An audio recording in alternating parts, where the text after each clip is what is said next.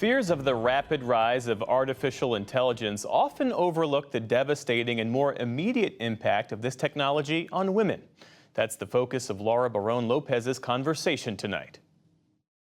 For years, women have faced sexual harassment online, and with the rise of artificial intelligence, it's only getting worse. Deepfakes, which use AI to create manipulated but hyper-realistic images and videos of real people in fake situations, are routinely used against women. A 2019 study revealed that a staggering 96% of all deepfake videos were non-consensual pornography. Our guest, Nina Jankowicz, is a disinformation researcher and the author of 2 books on the subject. She ran the Biden administration's Disinformation Governance Board before it was dissolved after intense Republican pressure. She's also the target of deepfake pornographic videos, an experience she wrote about this week in The Atlantic. Nina, thanks so much for being here. You are now the target of the very thing that you've researched, disinformation, and for more than a year you've been experiencing online harassment. What has that experience been like to find yourself in multiple pornographic deepfake videos?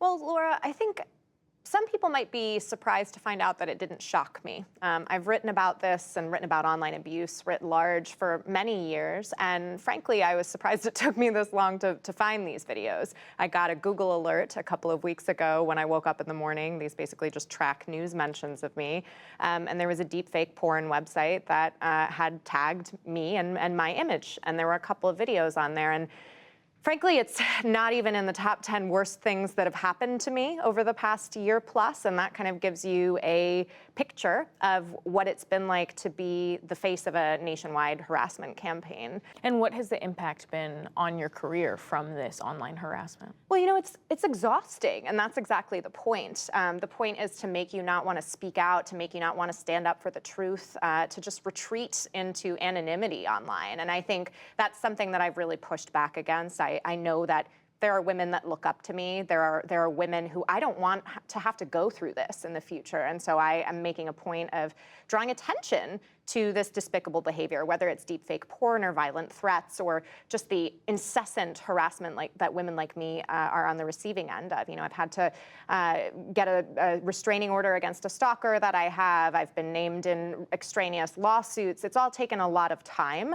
And frankly, you know, taken away from the work that I'd like to be doing, working on disinformation related to national security. But I'm not going to give up, and I'm not going to stay silent.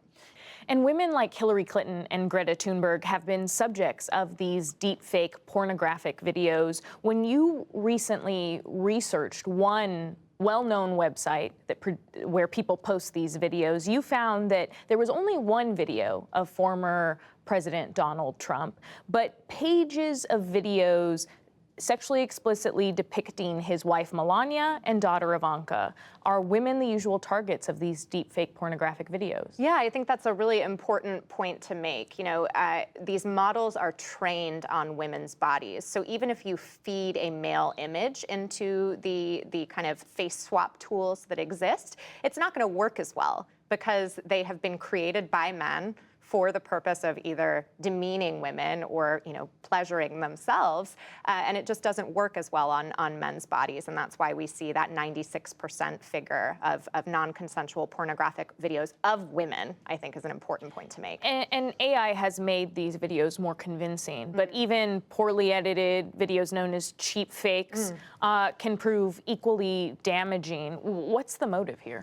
I think the motive is just to, again, demean and discredit women who are in the public eye. As I said, the videos of me were actually posted on a website for deepfake porn. It's not like they're mixed in there with the real porn, right? But even so, the idea is to humiliate me, to show me in, you know, an instance in which would be extremely private, right? And this is entirely the point. The cheap fakes as well, meant to cast doubt on somebody's integrity, meant to say that they are, you know, not fit for public office or public life.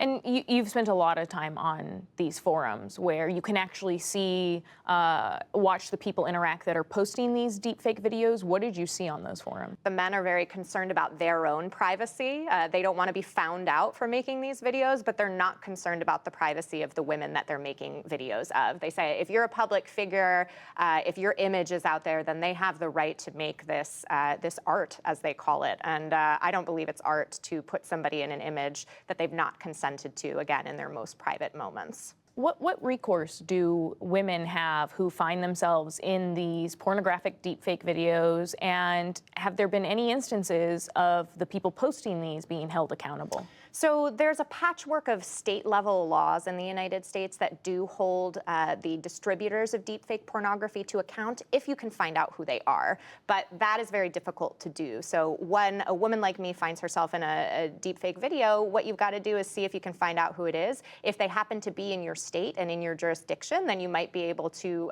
bring them to account in civil court. But if they're out of your state or even out of the country, then you really don't have any recourse. And that's why I'm hoping that legislators, rather than wax poetic about the threats of AI that we might see in the future, look at the threat that's facing us today and ruining many women's lives. And you were on the Disinformation Governance Board for the Biden administration. That was under the Homeland Security Department, but it only survived about, 3 weeks, and then ultimately it was totally killed due to Republican outcry over what they said was attacks on freedom of expression and freedom of speech.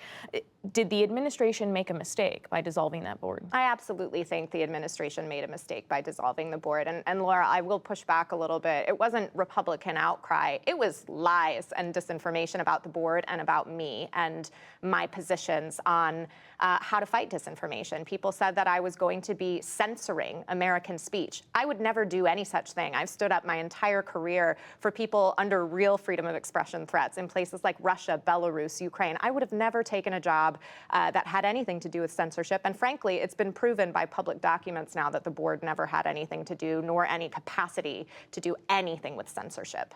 In this Atlantic article, you're at a point where you're addressing policymakers using words, I beg them, that before they act to stop greater existential threats potentially posed by AI, that they first stop the men who are using it to discredit and humiliate women. What do you think it's going to take for lawmakers to actually regulate this? I wish I knew. I would, ask the lawmakers who are stalling on this and saying, oh, this is just a women's issue, or it's one that, we're gonna deal with when we think about the broader AI threat, to think of your wife, your daughter, your sister, your mom in this situation. And again, that's a little bit trite, right? We shouldn't have to ask for our basic human rights and privacy to be respected just by men thinking of the women in their lives in this position. But if that's what it takes, then I hope that they do it, because certainly, I think if they saw any of those women in their lives in that private situation for anybody on the internet to see, they might think of it differently. This is a democratic issue that affects women's political participation, and it's something I think in the future we're definitely going to see nations like Russia and China and Iran using against female officials in the United States because it works. Nina Jankowicz, thank you so much for joining and for sharing your personal experience. Thanks for having me.